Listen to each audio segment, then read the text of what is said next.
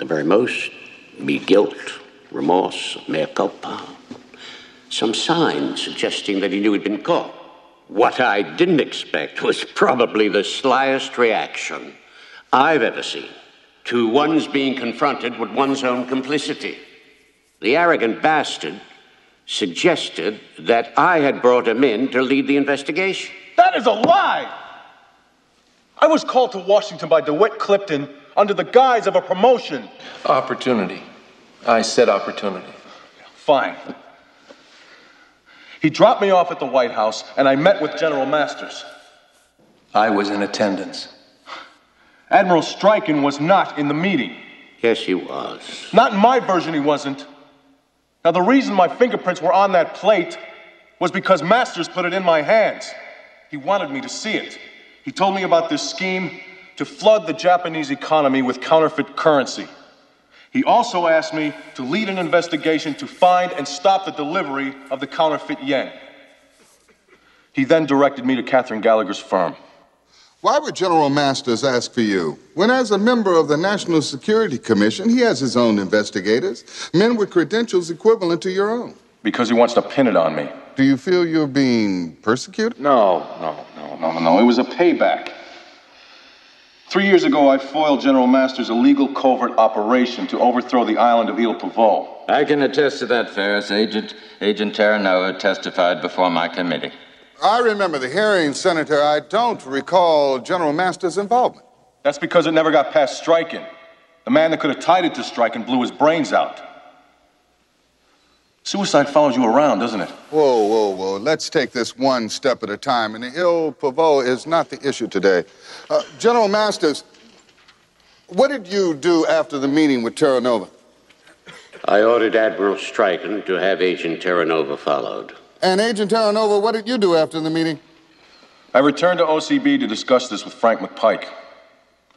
It was at this time that we discovered Dr. Valenti's death was actually an assassination.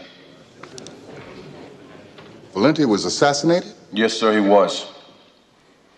An OCP toxicology report found that Dr. Valenti was struck down with curare-packed bullets. Why am I hearing this for the first time? DeWitt?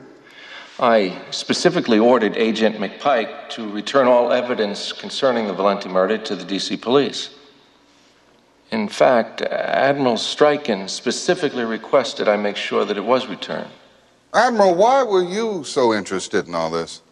I knew from surveillance that Agent Terranova was involved in the Valenti case, and I feared he might manipulate or alter evidence if left to his own devices. Agent McPike, did you return the evidence?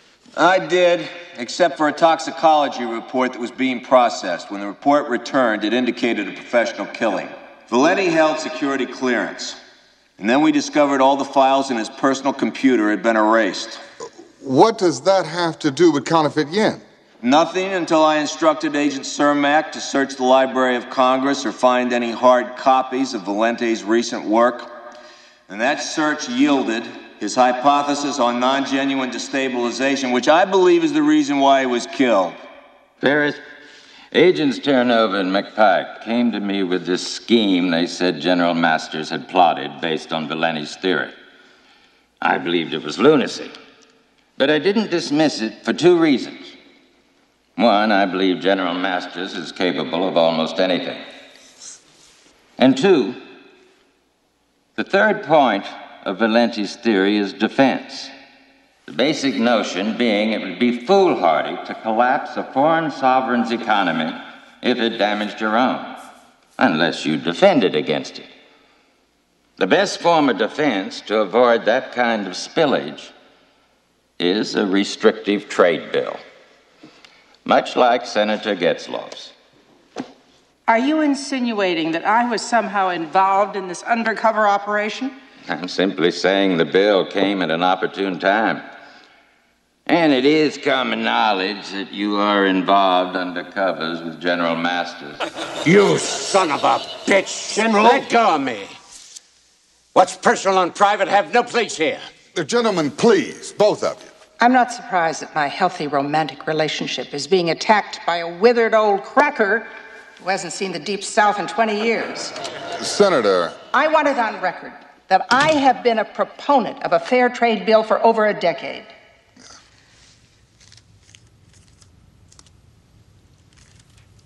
Bring him in.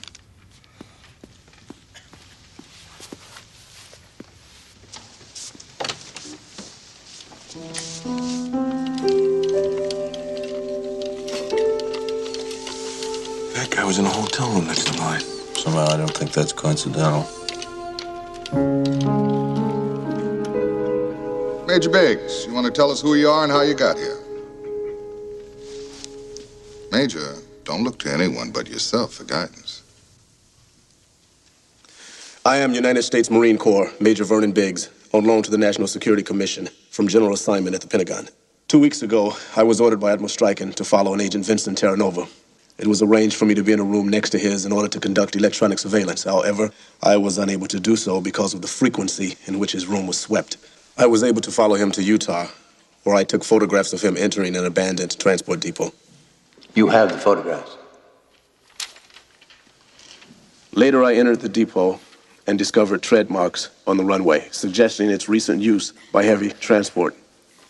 I also discovered dried printer's ink, the type of which is used in making Japanese money. Well, I found the same evidence. General Masters told me to check out that depot. That's how I was photographed there. He was thwarting the forward movement of the investigation. He knew that to continue to play the ruse of being an investigator, he had to present me with something. So he showed me a list of likely locations for the production of counterfeit currency. I purposefully recommended Dawn Valley, Utah, off that list. Why? Agent Terranova used OCB authority to search Gallagher's office. He confiscated a file containing Valenti's theory, which had been commissioned through her firm by a Mr. Wilson. Naturally, the name Wilson meant nothing to us. Until I saw Dawn Valley, Utah on Terranova's list. Dawn Valley is owned, practically lock, stock, and barrel, by that old hermit, Prescott Wilson. I was able to photograph Terranova and Gallagher meeting with Wilson. The reason I met with Wilson was because evidence suggested that he had commissioned Valenti to write that paper. Did he? He denied it. He denied it. So, you're contending that this massive undertaking was created by General Masters to set you up? No. I'm saying he would have gone along with the conspiracy anyway. He just needed somebody to lay the liability on. I was his target of choice. It's in Valenti's theory. Look under accountability. How did we get to Guam? Sir, I went with Vinny to Dawn Valley. I had a conversation with the deputy sheriff there, and he mentioned to me that he had seen a C-130 transport plane flying low over the area just a few days earlier. Well, I told Vinny, and we told Frank. And I began a global search for the plane through the FAA. Why didn't you use the military? Because Agent Terranova felt General Masters and Admiral Strachan might sabotage the search. I see. Agent Terranova decided that you shouldn't use the most sophisticated tracking systems in the world to find that plane. When Major Biggs told me about the C-130, I immediately contacted the Air Force. They found the plane within 2 hours. Why didn't you tell me that when we were on the phone? Damn it, Vernon, the answer's with you, not with Admiral Strachan. In this room, you are accountable to your country and your conscience now. It wasn't a secure phone. Plus, I was in the presence of 2 OCB officers. One had just shot me. Frankly, I wasn't even sure it was you. You love this country, son? Yes, sir. Mr. Clifton, who owns that airplane? The late Mr. Mel Prophet. You were investigating Mr. Prophet at the time of his death, were you not? I was. He's worth a fortune. After the first billion, you lose track.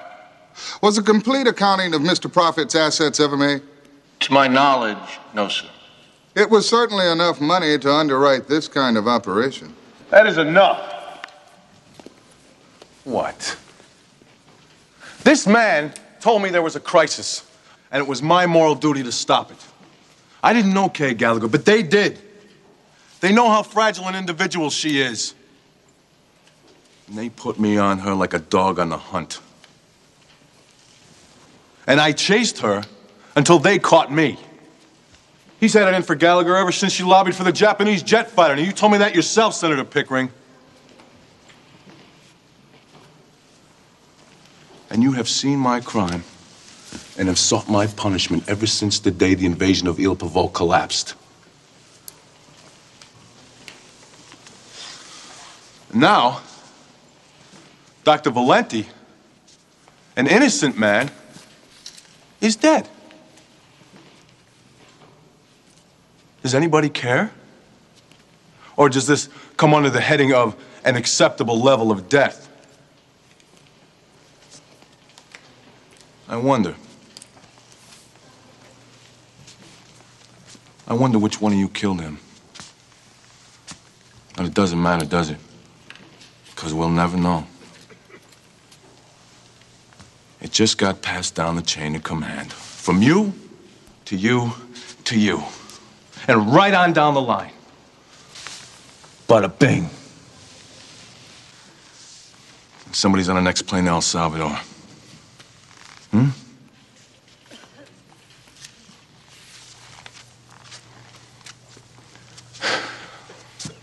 You know, when I came to this town, it was one of the happiest days of my life. I was here to work in the shadow of Jefferson. I was warned. About the men that had become addicted to power and complacent about its misuse. I should have heeded that warning. But I was naive. I was naive enough to believe that there was more backbone in the truth than there was in corruption.